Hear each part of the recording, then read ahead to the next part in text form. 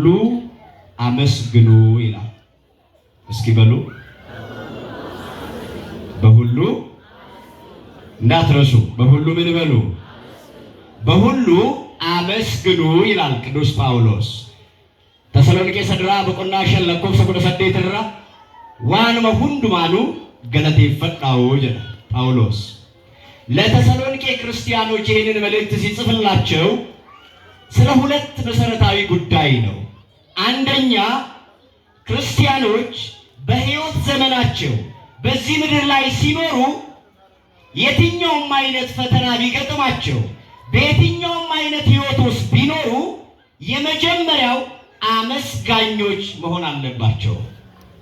የመጀመሪያው ቅዱስ ጳውሎስ መልእክቱን ሲጽፍላቸው አብዛኞቹ በሚደርስባቸውና በደረሰባቸው መከራ የሚያማርሩ ነበሩ። እንደውም ከዚያ አልፎ ተርፎ እግዚአብሔር ረስቶናል፣ እግዚአብሔር ዘንግቶናል፣ እግዚአብሔር አያየንም፣ እግዚአብሔር ትቶናል የሚሉ ነበሩ። ስለዚህ እግዚአብሔር ትቶናል የሚል ሰው፣ እግዚአብሔር ረስቶኛል የሚል ሰው፣ እግዚአብሔር እኔን ማየት ትቷል የሚል ሰው አሁን ያለው በቀቢጸ ተስፋ ውስጥ ነው፣ ወይም ተስፋ በመቁረጥ ሕይወት ውስጥ ነው ያለው ማለት ነው። ስለዚህ ተስፋ የቆረጠ ሰው ሁልጊዜ የሚናገረው እግዚአብሔር ትቶኛል፣ ረስቶኛል፣ እግዚአብሔርማ እኔን ከተወኝ ረጅም ዓመት ሆኗል፣ እኔ ዝም ብዬ እመላለሳለሁ እንጂ ወደ መቅደሱ እግዚአብሔር ጸሎቴን ከመስማት ዘግይቷል ይላል ማለት ነው ተስፋ የቆረጠ ሰው።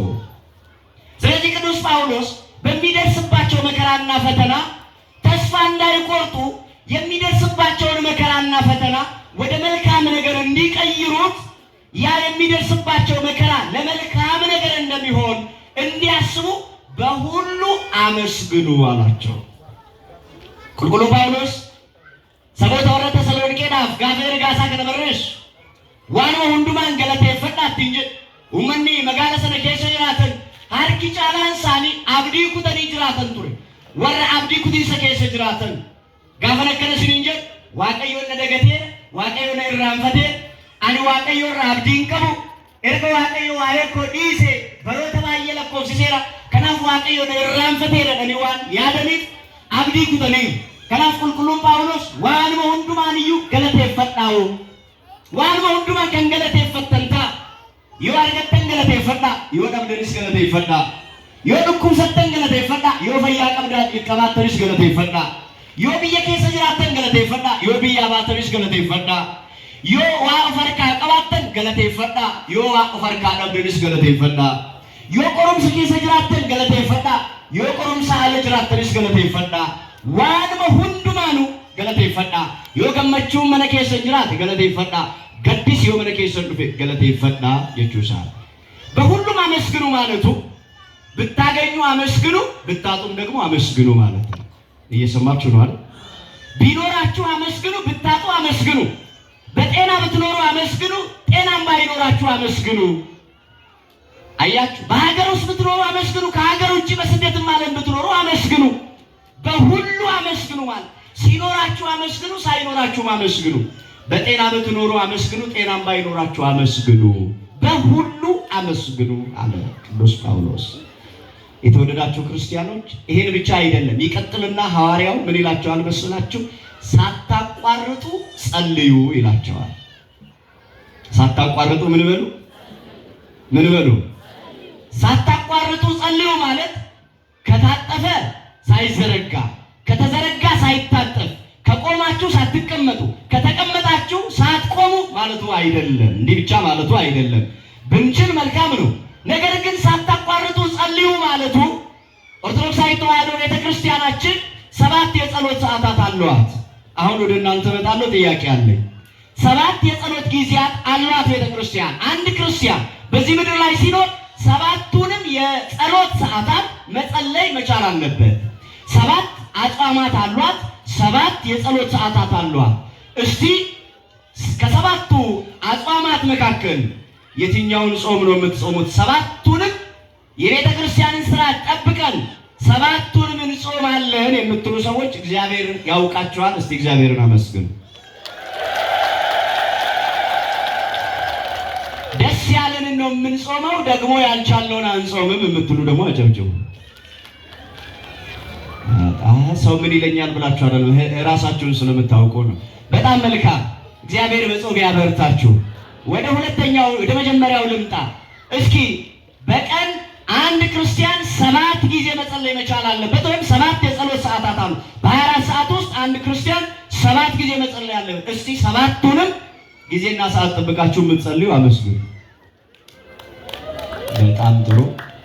ከ7ቱ 5ቱን የምትጸልዩ ያ ማለት ሌሊትም 9 ሰዓት ከእንቅልፍ ተነስታችሁ የምትጸልዩ ማለት ነው። እሺ 5ቱን ማትጸልዩ ደግሞ 4ቱን የምትጸልዩ፣ 3ቱን የምትጸልዩ፣ 2 ጊዜ የምትጸልዩ፣ 2ም ያልቻላችሁ ደግሞ 1 ጊዜ የምትጸልዩ ደግሞ እግዚአብሔር ያውቃችኋል። ኧረ እንደው በፍጹም ጸሎቱንም ከጸሎት ህይወት የሚወጣችሁ ደግሞ ማትጸልዩ ምስቲ ካላችሁ አጨብጭቡ እንዴ! አይጠፋም። አሁን እዚህ ነው ቤተክርስቲያን ነኝ ብሎ በሚል ይሆናል እንጂ አሁን ጭራሽ ከጸሎት ህይወት ይወጣ አለ፣ ማይጸልይ አለ። ጠዋት 12 ሰዓት ተነስቶ ታክሲ ትራንስፖርት ቸኩሎ ወደ መስሪያ ቤት ይሮጣል። ጠዋት ከመኝታው እንደተነሳ ጭራሽ እግዚአብሔርን ትዝም አይለው። ድምፅ አራዊቱን፣ ጸባ አጋንንቱን፣ አስፈሪውን ጨለማ አሳልፎ ወደሚደነቅ ብርሃን ያመጣውን አምላኩ እግዚአብሔርን ተመስገን፣ ለኔስ አነጋህልኝ። ያልነጋላቸው ብዙ ሰዎች አሉ። እኔን በቸርነት ስላነጋህልኝ አመሰግናለሁ የማይል አለ። በጣም ብዙ ሰው ደግሞም ቀኑን ውሎ ሮጦ ተሯሩጦ ማታ ወደ ቤቱ ሲገባ አምላኬ አባቴ እግዚአብሔር ሆይ ወጥተው ወደ ቤታቸው መመለስ ያልቻሉ ብዙ ወገኖች አሉ። እኔ ግን ወጥቼ እንዳልቀር ወጥቼ በሰላም ወደ ቤቴ ወደ ልጆቼ እንድመለስ እድል ስለሰጠኝ አመሰግናለሁ የማይልም አለ። ቲቪውን ያያል፣ ቲክቶኩን ይጠቀማል፣ እዚያው ሶፋ ላይ እንዳለ ይተኛል። ይቀሰቀስና በመከራ አልጋ ይዞ ይተኛል አይደል? የጸሎት ጊዜም ጭራሽ የሌለው ማይጸልይ ጭራሹም የጸሎት ሰዓት የሌለው ግን ሐዋርያው ምንድነው የሚለው? አንድ ክርስቲያን በሁሉ አመስግኑ ብሏል፣ ሳታቋርጡ ጸልዩ ነው። አንድ ክርስቲያን ከምስጋናና ከጸሎት ከራቀ ክርስቲያን አይደለም፣ ራሱን መፈተሽ አለበት። ክርስቲያን ነው ስርነ ገለቶ ኦፊ ስርነ ከደናራ ይወአደበይ ኦፊሳ ስሪት ዳወቹ ደንደው ቀባ ክርስቲያነቴ እንከለቱታና ክርስቲያነቴ ዋቀር እንገለቴ ፈቱታና ክርስቲያነቴ የሮከደና እንቀቡ yote ንኩን ጅሬኝ ሳስሪት ይላሉ ቀባ። አንድ ምሳሌ ልስጣችሁ፣ ጎረቤቶቻችሁ ጋር ልውሰዳችሁና እና አብደላ ሱቅ ብትሄዱ ወይ ደግሞ እነ ከዲጃ ሱቅ ብትሄዱ የሶላት ሰዓት 6 ሰዓት ስኳር ልትገዙ ወይ ቡና ልትገዙ ብትሄዱ 6 ሰዓት አናቷ ላይ ብትሄዱ እናንተ ዘይት ልትገዙ ብትሄዱ ከዲጃ እየሰገደች ወይም ሶላት እያደረገች እናንተ የ1000 ብር ወይም የ2000 ብር ዕቃ ለመግዛት ሱቅ ላይ ብትቆሙ ጸሎቷን አቋርጣ መጣ ትሰጣችኋለች? እናንተ ደግሞ ውዳሴ ማርያም መዝገበ ጸሎቱን ይዛችሁ ወይም አሃዱ እየተባለ ቅዳሴው እየተቀደሰ ከቤት ስልክ ቢደወል ታነሳላችሁ? ታነሱ? ምን አላችሁ? እናነሳለን አይደል? አባታችን ሆይ እያልን ወይ ደግሞ መዝገበ ጸሎታችን ይዘን እየደገምን ምን አጠገባችን የሆነ ሰው ሲያደናደር እንዴ ሰላም ነው አይደል? አቋቋም ሰው እንዴት ከእግዚአብሔር ጋር ጀምሮ ከሰው ጋር ይቀጥላል? እናንተ እንዴት ከእግዚአብሔር ጋር የጀመራችሁትን ንግግር አቋርጣችሁ ከሰው ጋር ትጀምራላችሁ? የኛ ይሄ ነው። ጸሎት እንኳን ቅዳሴ ላይ እንኳን እያለን እኮ ተረጋግተን ቅዳሴውን እንኳን እኮ ስነ ስርዓት አናስቀድስም። እናንተ እባክህ ከሌሎቹ እንማር።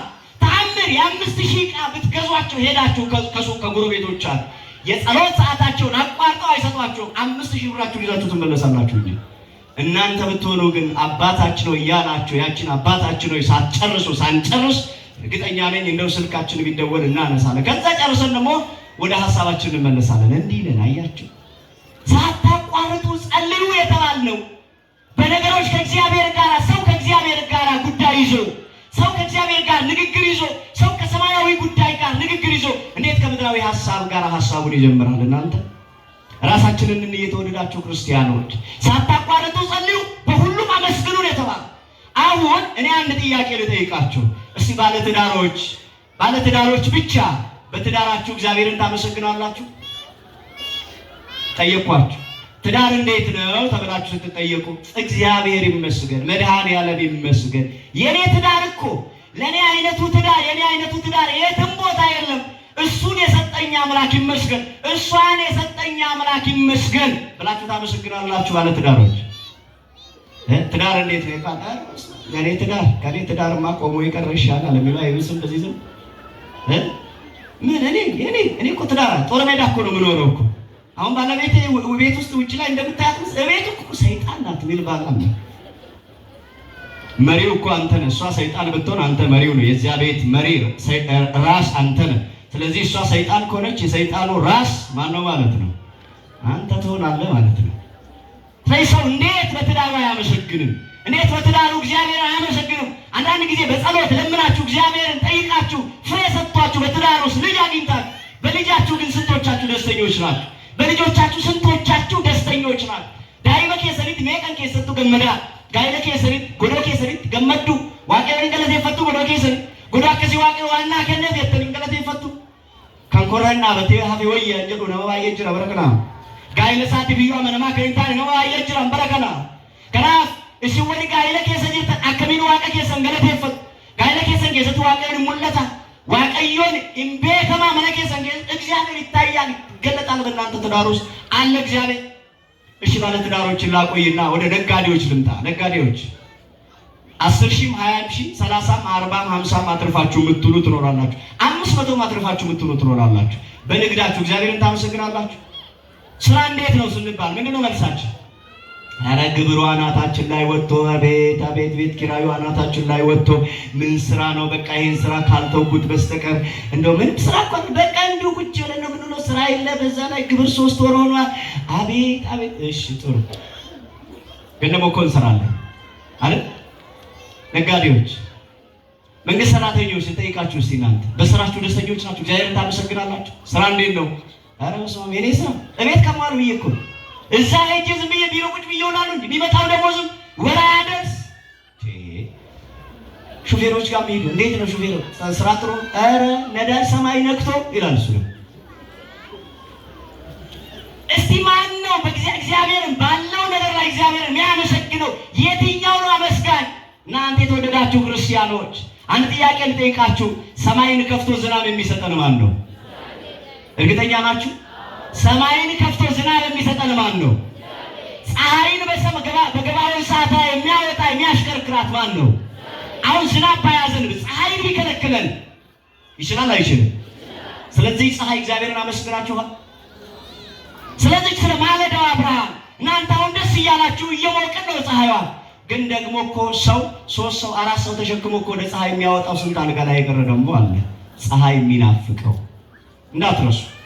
በመስኮት ፀሐይ እንዲገባለት ለፀሐይዋ ተብሎ መኝታ ቦታ የተስተካከለለት ሰው እኮ አለ ፀሐይ ለማግኘት። እና እኛ ባገኘነው ነገር እግዚአብሔርን እናመሰግናለን። እንገለተ ይፈና ዋን ቀብሩን ተዋቀዩን እንገለተ ይፈቱ ዋን ሁንዱም እንገለተ ይፈዳ። አጉረምራሚዎች ነን አብዛኞቻችን። በተለይ በእኛ በክርስትና ሕይወት አብዛኞቻችን አጉረምራሚዎች ነን። እንዴ የዛሬ 5 ዓመት ታመን እኮ ሰርጀሪ ቀላል ሰርጀሪ ተሰርቶልን እኮ የዛሬ 5 ዓመት የዳነውን በሽታ እኮ አሁን የሩቅ ዘመን ስናገኝ እኮ እንደው 6 ወር ተኝቼ ሐኪም ቤት እንዲቆጭ ከዳን እኮ 6 ዓመት ሆኖናል። ግን እንደ አዲስ የዛሬ 6 ዓመቱን አምጥተን ኧረ ዛሬ በጤና በመሆናችን ማን ይመስገን? ማን ይመስገን? ዛሬ ማን ይመስገን? ክብር ምስጋና ለእርሱ ይሁን። ዛሬ እርሱ ነው። በሁሉ አመስግኑን የተባለው ክርስቲያኖች ዋን በሁሉ ማንገለተ ይፈዳ እንጉምጉሚና አታጉረምርሙን የተባለው በተሰጣችሁ ነገር ተመስገን በሉ። እንደዚያ ከሆነ ይጨምርላችኋል። ተመስገን ማለት ማመስገን፣ ቢኖራችሁ አመስግኑ፣ ሳይኖራችሁም ሲቀር አመስግኑ። ማን ነው ከመኪናው ጋር የተወለደ?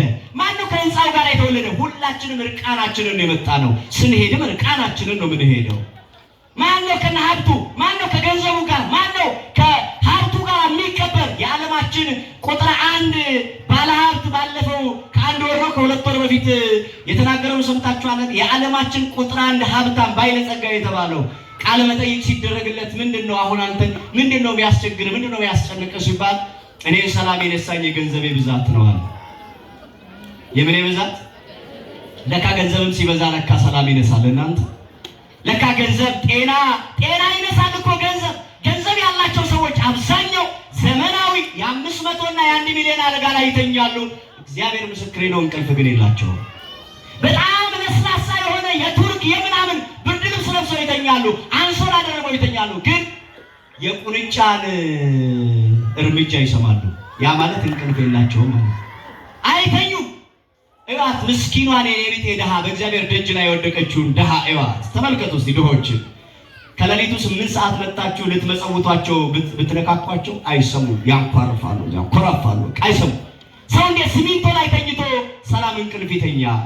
ሰው ዘመናዊ አልጋ ላይ እየተኛ ማመስገን ካልቻለ እንቅልፍ ከሌለው ሰው ለካ ሲሚንቶም ላይ ተኝቶ ጥሩ እንቅልፍ ይተኛል። ግን ማንን ስንይዝ ማንን የያዘ ሰው በሰላም ያርፋል?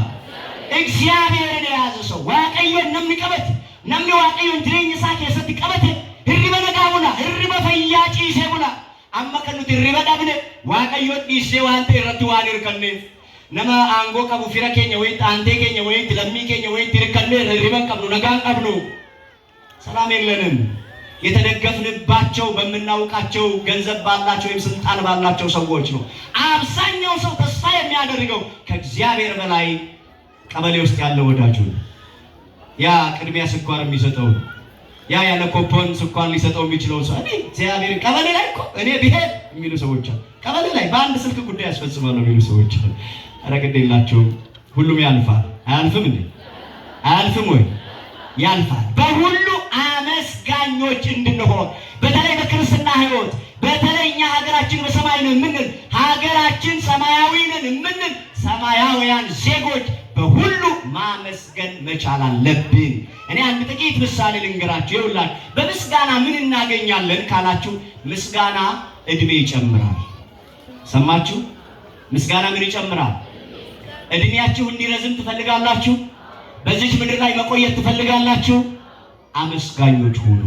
የመጀመሪያው ይሄ ነው። የተወደዳችሁ ምእመናን፣ ሰው እድሜው እንዲጨምር ከተፈለገ በምድር ላይ መቆየት መሰንበት ከፈለገ ማመስገን መቻል አለበት። እስቲ ይዋቸው አባቶቻችን ካህናቱ አሁን አብዛኛውን ገዳማውያን አባቶች ይሄ ጺማቸው ነጭ ጸጉራቸው ነጭ ነጠላ የመሰለው የትኛው የግል ዶክተር ኖሯቸው ይመስላችኋል? አመስጋኞች ስለሆኑ እኮ ነው። ሌሊት ለማህሌቱ ስለሚነሱ ሰዓታቱን ማህሌቱን ቅዳሴውን ሳያቋርጡ እግዚአብሔርን ስለሚያመሰግኑ እድሜያቸው ረጅም ነው። ካህን እኮ ሞተ ሲባል አንድ ካህን በ100 ዓመታቸው በ120 ዓመታቸው አረፉ ይባላል አይደል እንዴ? እንደኔ አይነቱ ደግሞ በ20 ዓመቱ ይቀነጠሳል። በ20 ዓመቱ መንገድ ላይ ይቀራል። ይውስቲ ምንድን ነው የምንሰማው? የምታዩት ነገር ምንድን ነው? ሰው ወጥቶ መግባት ያልቻለበት ዘመን በመኪና አደጋው በልዩ ልዩ ፈተና ሰው እንደወጣ ይቀራል። ለምን? አብዛኛው ሰው አመስጋኝ አይደለም። ጠዋት እንኳን ከቤታችን ወጥተን እኮ አዲስ አበባ ለመሄድ ወይም ሌላ ቦታ በትራንስፖርት ለመሄድ እኮ በነፋስ ላይ ተጭነን እንደምንሄድ እያወቅን አምላኬ ከመንገዴ ቀደም እኮ አንልም እኮ አናመሰግንም እኮ። ስንደርስም እንዴት ባለኛ በማናውቀው እግዚአብሔር በሚያውቀው በተቀጣጠለ ብረት ላይ ቁጭ ብለን እሳት በተለኮሰ ብረት ላይ ቁጭ ብለን እኮ የምንፈልግበት ቦታ ደርሰናል። ግን በሰላም ስላመጣኸኝ አመሰግናለሁ አንልም እኮ። እንገለቴ ፈኑ ክርስቲያን ኒቶኮ ከነሆጀቹ ቀባ ነምን ኦሙኒሳ ከደረቱ በርባዶ ይጅራል ሃገለቴ ፈቱ። አመስጋኞቹ እድሜያችሁ ይረዝማል፣ እድሜያችሁ ይጨምራል። የምታመሰግኑ ከሆነ አመስጋኞች ከሆናችሁ እድሜያችሁ ይጨምራል። ምስጋና ወደ ሰማይ የምንበርበት መንኮራኩራችን ነው። ወደ ሥላሴ የምንሄድበት መንገድ ነው ምስጋና። ስታመሰግኑ እዚህ ቤተክርስቲያን ደጅ ላይ ቆማችሁ ስታመሰግኑ በሰማይ በ24ቱ ካህናተ ሰማይ በሱራፌልና በኪሩቤል ከነሱ ጋር በእነሱ ህብረት ውስጥ ሆናችሁ በሥላሴ ፊት ትቆማላችሁ። ምስጋና ይሄ ነው። እኛ አሁን ቅዳሴውንም ዘልማድ አድርገነዋል። ዝም ብለን ብቻ ቅዳሴ አለ እኮ ዛሬ የወሩ ቅዱስ ዑራኤል ሩፋኤል ስለሆነ ነው ብለን ዝም ብለን ቅዳሴውንም በዘልማድ ነው የምንመጣው። ሰርክ መርሃ ግብሩንም ሌላው መንፈሳዊ አገልግሎት ንግስም ሲኖር እንደዛ በዘልማድ። ክርስትና በዘልማድ አይደለም። ክርስትና የምንመጣበት ዋናው ዓላማው ከእግዚአብሔር ጋር ለመገናኘት ነው። ከእግዚአብሔር ጋር ለመገናኘት። እኔ አንድ ጥያቄ ልጠይቃችሁ፣ እንደው ጥያቄ ያበዛብን እንዳትሉኝ። አሁን እዚህ ሆናችሁ ወደ ቤታችሁ ባትገቡ፣ ወደ ቤታችሁ ባትመለሱ ሶፋውና ፍራሹ ፍለጋችሁ ይመጣል እንዴ? አባባ ቤተክርስቲያን ሄደው ቀርተዋልና በገንዘባቸው የገዙኝ ብሎ አሁን ሶፋው ሊፈልግ ይመጣል እንዴ? እናንተ አልጋው እዚህ ብትውሉ ብታድሩ አልጋው ዛሬ የት ሄደው ነው ዛሬ ይላል እንዴ? አልጋው አይ የማይፈልገንን አንፈልገው። እኛ መጨረሻችን እዚሁ ነው፣ መነሻችንም እዚሁ ነው። ስለዚህ የማመስገኛ ቦታችን እዚህ ስለሆነ በምስጋና እንድንበረታ በምስጋና እንድንጸና አመስጋኞች እንድንሆን አንዱ ደግሞ አንዳንድ ደጋግ አባቶች ይመጣሉ፣ ለሀገር ይጸልያሉ፣ ለልጆቻቸው ይጸልያሉ፣ ለመሪዎች ይጸልያሉ፣ ለቤተክርስቲያን አባቶች መምህራን፣ ለሁላችን የሚጸልዩ ደግሞ ግንብ ተደግፈው የሚጸልዩ እናቶች አባቶች ደግሞ አሉ። እንደናንተ አይነቱን እግዚአብሔር ያብዛልን ያብዛልን። መጥተው የሚጸልዩ አሉ፣ ስለ ቤተክርስቲያን፣ ስለ ዓለም። አንዳንዶቻችን መጥተን ነው ወደ ገጠሩ አካባቢ አንዳንድ ስለት የሚሳሉ እናቶችም አባቶችም አሉ። እነሱ እንኳን ባለማወቅ ነው። እንደው መድኃኔዓለም እንደው መቤቴ ያቺ ጎረቤቴ ያለችው እንደው በጦር አንጀቷን ውግት ካረክሽልኝ ወስፌ ይዤልሽ እመጣለሁ ብሎ ግድግዳ ላይ ወስፌ ይመጡ ሰዎች አሉ። ስለት አሁን እመቤታችን ወስፌ ይዛ ያቺ የምትባለዋን የሚባለውን ሰው ለማጥቃት ይመስላችኋል እንዴ? በየዋህነት ነው። ሰው ለማጥቃት ሰው ለመጉዳት መጣችሁ እንዳትጸልዩ። እግዚአብሔር የበቀለኞች ተባባሪ አይደለም። እግዚአብሔር የቅኖች ተባባሪ እንጂ የበቀለኞች ተባባሪ አይደለም። ስለዚህ ወደ እግዚአብሔር ስንመጣ በቅንነት እግዚአብሔርን በጸሎት ስንጠይቀው ከእግዚአብሔር ጋር የምንገናኝበት አንዱ መንገድ ነው። እኔ ሐሳቤን ላሳጥርላችሁና ነው የገበያ ቀንም ነው ብለው ነግረውኛል። እኔ ጊዜያችሁን እንዳልወስድ አጠር ያለች ደቂቃ ብቻ እንጠቀምና ላብቃ። በዓለም ላይ እንደ ኢትዮጵያ ኦርቶዶክስ ተዋሕዶ ቤተክርስቲያን የምስጋና ትምህርት ቤት ያለው የትኛውም ተቋም የለም። የኢትዮጵያ ኦርቶዶክስ ተዋሕዶ ቤተክርስቲያን በዓለም ደረጃ ነው የምላችሁ፣ በዓለም ላይ የምስጋና ትምህርት ቤት ያላት ቤተክርስቲያን ይቺ ቤተክርስቲያን ብቻ ናት። ለምን አትሉ? 24 ሰዓት ምስጋና አይነጥፋትም። 24 ሰዓት ደጆቿ አይዘጋም።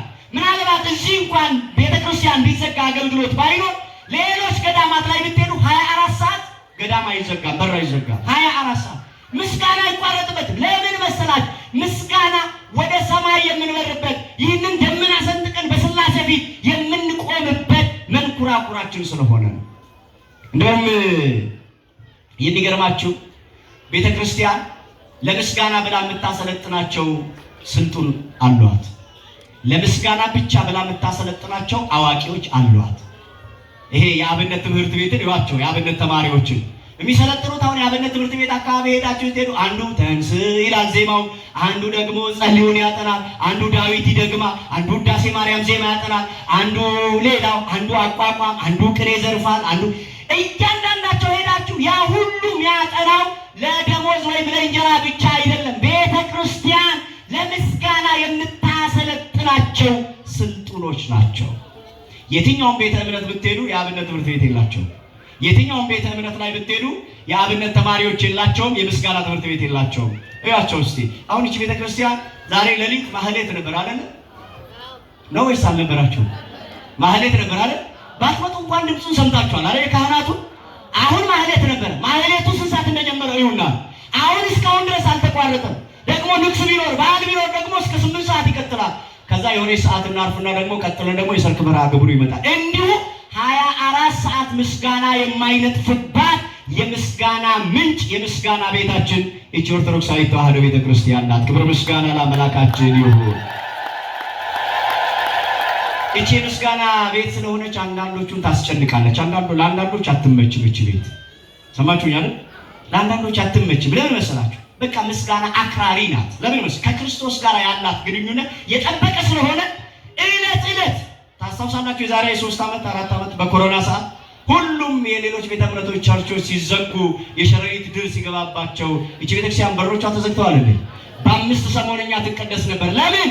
አገልግሎቷ የማይቋረጥ ሰማያዊ አገልግሎት ስለሆነ ነው። ደስ ይበላችሁ፣ እግዚአብሔር ስሙ የተመሰገነ ይሁን። ተጃጅልሽ ዋን እንጩፈምፍ ምን ክርስቲያን አሪሮሽ ክርስቶስ ይወጂ ዋንተ በንበልሽ እንጩፈሙ። ግን በጣም ብዙዎቹ ለዚች ቤተክርስቲያን አይመቹም። እሷ ግን ለነሱ ትመቻለች፣ እነሱ ግን ለሱ አይመቿት፣ አይፈልጓትም። በብዙ ነገር እቺን ቤተክርስቲያን ማጥፋት፣ እቺን ቤተክርስቲያን ለኢልናዋን ዝቅ ለማድረግ በጣም ብዙ በውስጥም በውጭም የሚሰሩ በጣም ብዙ የዲያብሎስ ግብረ አበሮች አሉ። አንድ ደስ የሚያሰኝ ነገር ልበላችሁ፣ ልንገራችሁ።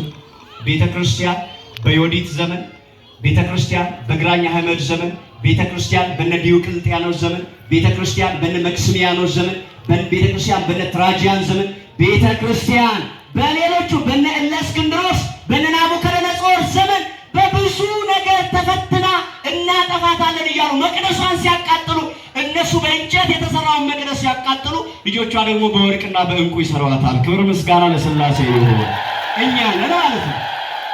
ለዚህች ቤተክርስቲያን ምናልባት ቤተክርስቲያንን ለማጥቃት ቤተክርስቲያንን ክፉኛ ለመጉዳት የሚያስቡ ቢኖሩ እመኑኝ፣ ሕያው እግዚአብሔር ምስክሬ ነው፣ ይህ ቦታ የእውነት ቦታ ነው። አጥፊዎቹ አይጠፋሉ፣ ቤተክርስቲያን ግን ለቀጣዩ ትውልድ ትሸጋገራለች። ከዚህ በላይ ምን ትጠብቃላችሁ? ምን እንፈልጋለን? ከዚህ በላይ ለምን? የምስጋና ቤት ስለሆነች። አንዳንዶቹ የራሳቸውን ታልጋ ይሰጧታል፣ እቺም ቤተክርስቲያን የራሳቸውን አርማ ይሰጧታል። ቤተክርስቲያን የምስጋና ቤት ስለሆነች ብቻ የማይወዷት የማትመቻቸው አሉ። ወደዳችሁም ጠላችሁም ቤተክርስቲያን ሰማያዊት ናት። ምናት አልኳችሁ? ምናት? ሰማያዊት ናት። እዚህ ብትቃጠል በሰማይ ያለች እቺ ቤተክርስቲያን። ደስ ይበላችሁ። እኛ እኮ ስንሞት አልፈን ነው የምንሄደው እኮ እዛ።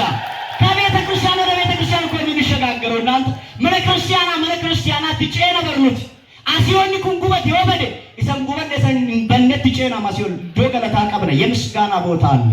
ገና አመስጋኞች ነን። ለመዝሙር ተዘጋጁ። ሰማችሁ? ለምስጋና ተዘጋጁ። ክርስቲያኖች አይደለን? የኛ ምዕራፍ እዚህ ብቻ መቃብር ከተዘጋ ድንጋይ ከተጫነብን ጊዜ ብቻ አይደለም የሚያበቃው። ገና እኮ ለምስጋና እንሄዳለን ወደዛ። መዝሙር አጥኑ። ሰማችሁ ያለ ነው። ይስቀራላችሁ። እዚሁ ነው መቅረት የምትፈልጉት ነው መሄድ ትፈልጋላችሁ? ለምስጋና ተዘጋጁ። ወደ ሰማይ ስንሄድ ለምስጋና እንሰባሰባለን። የሚያመሰግኑ ደግሞ በእጃቸው የዘንባባ ዝንጣፊ ይዘው በታረደው በግ በክርስቶስ ኢየሱስ ፊት ለምስጋና እንቆማለን። ከማን ጋር? ከአቡነ ተክለ ሃይማኖት ጋር። ከማን ጋር? ከቅዱሳን ጋር። ከማን ጋር? ከቅድስት አርሴማ ጋር። ከማን ጋር? ከሰማዕታቱ ጋር። ከማን ጋር? አንገታቸው በሰይፍ ከተቀሉት ጋር በስላሴ ፊት ለምስጋና እንቆማለን። ክብር ለስሙ ይሁን። እዛ ተዘጋጁ።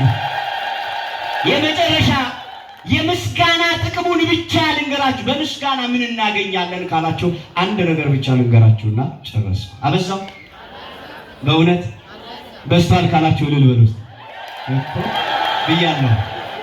አዎ አይደለም እያላችሁ ነው። እሺ እግዚአብሔር ከሁላችን ጋር ይሁን። እግዚአብሔር ከሁላችን ጋር ይሁን።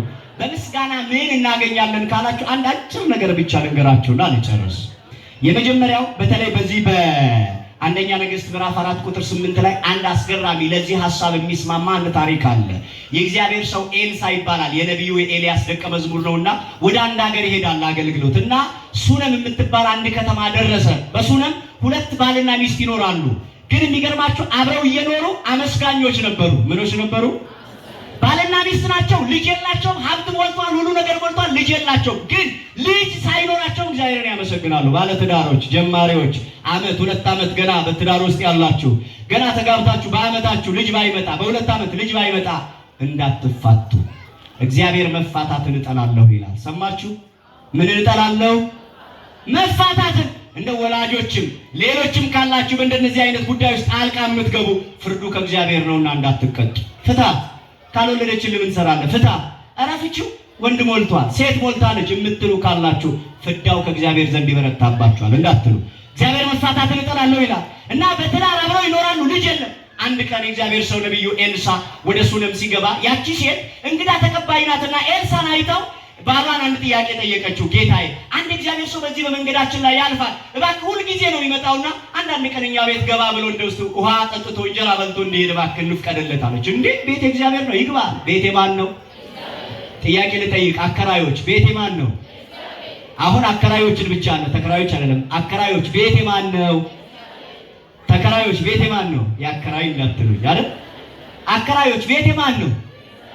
ትዝ ይላችኋል የዛሬ 2 ዓመት 3 ዓመት አከራይተው አንዳንድ ጨቅጨቅ አከራዮች አሉ። ገንዘቡን ይፈልጉታል፣ ግን ደግሞ ሰው እንዲመጣ አይፈልጉም። ውሃን በራሳቸው በቆጣሪ ቁልፏን ይዘው እግዚአብሔር የፈጠረውን ውሃ እናንተ እንዴት ትከለክላላችሁ? እግዚአብሔር የፈጠረውን ንጹህ ውሃ በጎዳና ላይ ሲፈስ የሚውለውን ውሃ ሰው ማትወዱ፣ ግን ደግሞ ገንዘቡን የምትፈልጉ ሰዎች አላችሁ። እናንተም ተጠንቀቁ። ቤተ እግዚአብሔር ነው። የኮሪደር ልማት ሲመጣ ቤተ እግዚአብሔር መሆኑን ሁሉንም አስተምሯል አይደል? አስተምሮናል። ተምረን አልፈንበታል። እና ቤተ እግዚአብሔር ነው ይግባ አለች። ገባ። 1 ቀን 2 ቀን እየበላ እየጠጣ ጸሎት አድርጎ ይሄዳል። አንድ ቀን ኤልሳ ታሪኩን ላሳጥሩና ኤልሳ ወደዚያች ቤት ገብቶ ወደዛች ወደ ሱነማዊት ሴት ቤት ገብቶ እያለ ሲያያት ሴትዮዋ አመስጋኝ ናት። እንዲህ አለው። ጊያዝ የሚባል ደቀ መዝሙር ነበረውና ጊያዝ አለው እስቲ እቺን ሴት ጥራት አለው። ተጠርቶ መጣ። አንቺ ሴት አላት። አቤት ምን እንዳደርግልሽ ትፈልጊያለሽ አላት። እሷ ጌታዬ ሆይ እኔ ሀገሬ ላይ ምኖር ምንም አልፈልግም። እኔ ምንም ሁሉ የሞላልኝ ሴት ነኝ አለች። ምንም አትፈልጊም? አዎ ጊያዝ ወደ ኤልሳ ጠጋለና የእግዚአብሔር ሰው ሆይ እቺ ሴት ምንም ሁሉ የሞላልኝ ነኝ አላት፣ ግን እንደው አፍራህ ነውና እባክህ በትዳር ውስጥ ነው የምትኖረው፣ ልጅ የላትምና ልጅ ስጣት አለው። ምን ስጣት? ትዳር ውስጥ እየኖራችሁ ልጅ እምቢ አላችሁ፣ መልአኩ ቅዱስ ሩፋኤል ከአምላኩ አማልዶ ማህፀናችሁን ከፍቶ ልጅ ይስጣችሁ። በፊት የቆማችሁለት አምላክ በቸርነት በረድኤት በቤታችሁ ይግባላችሁ። አዎ ልጅ የላትም አለው፣ ልጅ ስጣት አለው። ልጁን እሺ አላት። እንዲህ አላት ነብዩ፣ የዛሬ ዓመት በዚህን ቀን በዚህ ወር እግዚአብሔር ወንድ ልጅ ይሰጥሻል አላት። እግዚአብሔር በሕይወታችሁ በበረከት ይሙላላችሁ። በቃ እግዚአብሔር ሰው እየተናገሩ ይሆናል። ዋን ነሞኒ ዋቀዱበት ሪንታ በዓመቱ የሚገርማችሁ በዓመቱ ያቺ ሴት ወንድ ልጅ ወለደች። ግን ከመውለዷ በፊት ምን እንዳለ ታውቃላችሁ? የእግዚአብሔር ሰው ሆይ ልጅ ይሰጥሻል ብለኸኛል፣ የማያድግ ልጅ ከኔ ጋር የማይቆይ ልጅ እንዳሰጠኝ አላችሁ። በቃ ልጅ ይሰጥሻል አላት። በዓመቱ ወንድ ልጅ ወለደች። እግዚአብሔር የተመሰገነ ይሁን። ወንድ ልጅ ወለደች። ቆይ አሁን ዋናው እሱ ጋር አይደለም። ልጁ አደገ፣ 12 ዓመት ሞላው። ለአባቱ መላላክ ጀመረ። ለእናቱ አንድ ልጅ ነው፣ ለአባቱም አንድ ልጅ ነው። ሲወጣ ሲገባ የሚራራለት ልጅ ነው። እናት እንኳን አይደለም ወጥቶ ተኝቶ እንኳን አታምነው። ለምን? አንድ ልጅ ነው ያላት። ያ ታፍኖ ይሞት ይሆን እንኳን እያለ ለሊት ከእንቅልፏ ተቀስቅሳ ሄዳ ልጇን ታይ ነበር። አንድ ልጅ ሲወጣ ጀርባውን ሲገባ ደረቱን ታይ ነበር። ታዝንለት ትራራለት ነበር። የወለዳችሁ እናቶች ታውቃላችሁ የልጅን ጉዳይ። ከዚያ በመጨረሻ አንድ ቀን እድሜው ድክ ድክ ብሎ 13 ዓመት ሲሞላው ለእናቱ ለአባቱ ምግብ እንዲያደርስ ሂድና ለአባት ምግብ አደርስለት ብላ እርሻ ቦታ ላከችው። ምግብ ተሸክሞ እርሻ ቦታ ሄደ። ከዚያ ፀሐይ አናት አናቱ እንደበደበውና አባቱ ጋር እንደደረሰ ፀሐይ መጥቶታል። ተዝለፍልፎ እርሻ ውስጥ ወደቀ። ከዛ አባትየው ያገላብጠው ልጁ ምንም። ከዚያ አንዱን የሚረዳው ረዳቱን እንካ ይሄ ልጅ ወደ እናቱ አድርስልኝ እያመመው ነው አለ። ያ ረዳት ተሸክሞ ለእናቱ ወሰደ። እናቱም ሲደርሳት በጤና የሸኘችው ልጅ ታሞ ሲመጣ ድንጋጤ ሆነ። እናቶች ልጆቻቸው ጠዋት ትምህርት ቤት ሄደው እስኪመጡ ድረስ እንዴት ነው ውስጣቸው የተረጋጋ ነው? አሁን ቲክቶክ ላይ ፌስቡክ ላይ ውስጥ አፋልጉኝ ማስታወቂያ ያፋልጉኝ እንደወጣች ቀረች። የ5 ዓመት ህፃን የ10 ዓመት ህፃን እንኳን እዛ አይደለም ቤተክርስቲያን እንኳን መጥተው ልጆቻቸው የሚጥሉ እኮ አሉ። እና ተጠንቀቁ ልጆቻችሁ። እናንተ የሰው ልጆች የምትሰርቁ ደግሞ እናንተ እንደው የወላድ ጆሮ አይስማ። ልጆችን ከልጆች እየሰረቁ ከወላጆች እየሰረቁ ሀገር አስቀይረው አይናቸውን አጥፍተው ጆሮአቸውን ቆርጠው መለመኛ ያደረጓቸው ስንት አሉ በየጎዳናው ላይ። ደህና ልጅ ከሰው ልጅ ሰርቀው ወስደው አይኑን አጥፍተው አይነ ስውር ልጅ ነኝ ብለው ሌላ ሀገር ይለምኑበታል። እግዚአብሔር ልቦና ይስጣቸው። በዓመቱ ልጅ ወለደች። ያ ልጅ ተጥለፍልፎ እናቱ ሲደርስ እናትየው እየተሰቃየች ያንተን ህመም ለኔ ያድርገው እያለች እያዘነች እያለቀሰች እስከ እኩለ ቀን ድረስ ውሃ ብታጠጣ ወተት ብትሰጠው ልጁ እየደከመ ሄደና 9 ሰዓት ሲሆን ሞተ። እግዚአብሔር ከዚህ ይሰውራችሁ። ሐዘኑን እንግዲህ ያስቡት እናቶች። አንድ ልጅ ነው ያላችሁ። እሱ ቢሞት የሚሰማችሁን ስሜት ታውቃላችሁ። ሞተ። ከዚያ ልጇ ሞተ። ስታየው ቀዘቀዘ እያየችው። ከዚያ ለነቢዩ ያዘጋጁት መኝታ ቤት ነበር። የልጇን ሬሳ ወስዳ ለነቢዩ ኤልሳ ያዘጋጁት መኝታ ቤት አስገባችውና ሬሳውን በሩን በላው ቆለፈችና ባሏ ጋር መልእክተኛ ልካ ጌታዬ እባክህ ነቢዩ ኤልሳ ያለበት ቦታ መሄድ እፈልጋለሁና በቅሎ ላክልኝ አለችው። ምን ልትሰሪ ነው የምትሄጂው አላት ባሏ።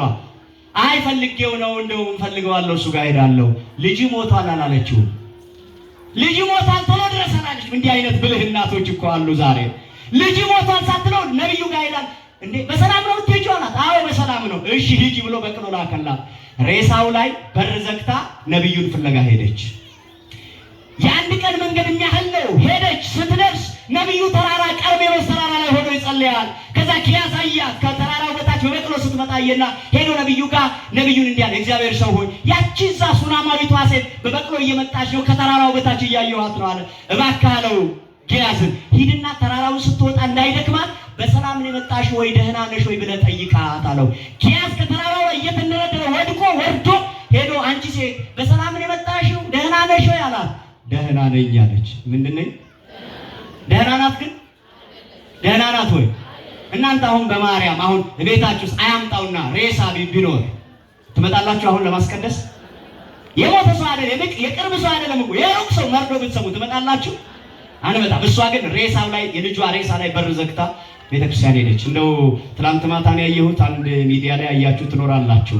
እናቱ በህመም ታማ ከመሞቷ በፊት አደራህን ልጄ እኔ መሞቴ አይቀርምና ይሄን ሚኒስትሪ ፈተና ለኔ ብለህ ሳትፈተን እንዳትቀር አደራይን እንዳትረሳ ብላ ቃል አስገብታው ልጁ ገና ሚኒስትሪ ሲፈተን ትናንትና እናቱ አረፈች። የእናቱን ሬሳ ቤት ውስጥ ትቶ የእናቱን አደራ ለመጠበቅ ትምህርት ቤት ሄዶ ፈተና ላይ ሲፈተን ነበር የሚል ጽሑፍ እያነበብኩ ነበር። አይታችኋል። አንዳንድ ጊዜ ያያችሁ ጥንካሬ ያስፈልጋል ለካ። ለማልቀስም ለመሳቅም ጥንካሬ ያስፈልጋል ለካ አይደል ምዕመናን? እና ሄደች። በሰላም የመጣሽ? በደህና ነሽ? ደህና ነኝ። ለምን መጣሽ? ኧረ የእግዚአብሔርን ሰው ፈልጌ ነው፣ ነቢዩን ፈልጌ ነው የመጣሁት። አብረው ተንደርድረው ተራራውን ወጡ። ነቢዩ ጋር ደረሰች። አንቺ ሴት አላት። አቤት። ደህና ነሽ? ደህና ነኝ። ልጅሽ ደህና ነው? ደህና ነው ልጄ። ባልሽስ ደህና ነው? አዎ ደህና ነው። እንዴ ሬሳ ቤት ውስጥ ሰው ትቶ እንዴት ደህና ነው ይላል? እንዴት ሰው የታመመ ሰው እንኳን ትተን እኛ አናመሰግንም? ሬሳንም ያህል ነገር እንዴት ቤት ውስጥ ትተን አናመሰግንም? እና ልጅሽ ደህና ነው? ደህና። ባልሽ ደህና ነው? ደህና። ታዲያ ለምን መጣሽ? አንተ እግዚአብሔር ሰው የዛሬ 10 ምናምን ዓመት ያኔ ልጅ ትወልጃለሽ ስትለኝ ምንድን ነው ያልኩ?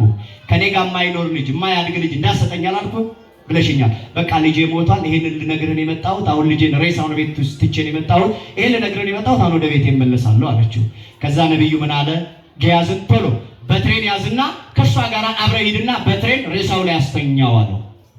ምን እንዳለ ታውቃላችሁ? በሕያው እግዚአብሔር በአምላክ ስም እምልልሃለሁ አንተን ትቼ አልሄድም አለችው። ደስ አይልም? ትቼ አልሄድም። የተወደዳችሁ ምዕመናን ቤተ ክርስቲያን ከመጣችሁ ያልተፈጸመላችሁ ጉዳይ ያልተፈታ እንቆቅልሽ ካለ መድኃኔዓለም ሆይ እንቆቅልሽን ሳትፈታ ለችግሬ ለጥያቄ መልስ ሳትሰጠኝ ከደጅህ አልመለስም በሉት። ካልባረከኝ አልለቅህም በሉት። ገያዝ ከአንቺ ጋር ይሄዳላት። አይሆንም፣ እኔ አንተን ትቼ አልሄድም። አረጋዊ ነው፣ ሽማግሌ በቅሎን ተቀምጠው አብረው ደግሞ ያንን ጉዞ አብረው ከሄዱ በኋላ እዛ ሬሳው ያለበት ቤቱ ደረሱ። እግዚአብሔር ሰው ነብዩ ብቻውን ሬሳ ወዳለበት ቤት ገባ። በሩን ዘጋና እንዲህ ብሎ ጸለየ። የአባቶች አምላክ እግዚአብሔር ሆይ እቺ ሴት በብዙ ነገር ስታገለግለኝ ነበረ። በጠማኝ ጊዜ ውሃ ጠጥታኝ፣ በተራብኩ ጊዜ እንጀራ አብልታኝ ነበር። አሁን አንተን ጠይቄ ልጅ ሰጠሃት፣ ልጇ ደግሞ ሞተባት። እባክህ የዚችን ሴት ልጅ ነፍሱን ወደ ስጋው መልስ ብሎ እጁን በእጁ ግንባሩን በግንባሩ እግሩን በእግሩ ላይ አድርጎ ተደፍቶበት ጸለየ። ከዚያ ጸሎቱን ሲጨርስ ያ ብላቴና ከእንቅልፍ እንደሚነቃ ሰው ብልን ብሎ ተነሳ። ክብር ምስጋና ለአምላካችን ይሁን። ከዚያ በሩን ከፈተና አንቺ ሴት እንኪ ልጅሽን አላት። ሬሳ ቤት ውስጥ ትታ የእግዚአብሔርን ሰው ይዛ ስትመለስ ጤነኛ ልጅ አገኘች። ሬሳ የሆነባችሁን ነገር ቤታችሁ ውስጥ ትታችሁ የመጣችሁ ካላችሁ፣ መጥፎ የሆነ ነገር ቤታችሁ ውስጥ ሰው እንዳያውቅ ጎረቤት እንዳያይ በር ዘግታችሁባቸው የመጣችኋቸው ሕፃናት፣ ታማሚዎች፣ አረጋውያን፣ እናቶች ካሉ ከዚህ ስትመለሱ ቅዱስ ሩፋኤል ከእናንተ ቀድሞ ቤታችሁ ገብቶ ፈውሶ ይጠብቃችሁ። ጥያቄያችንን መልስ መድኃኔዓለም ለሁላችንም ይስጠን።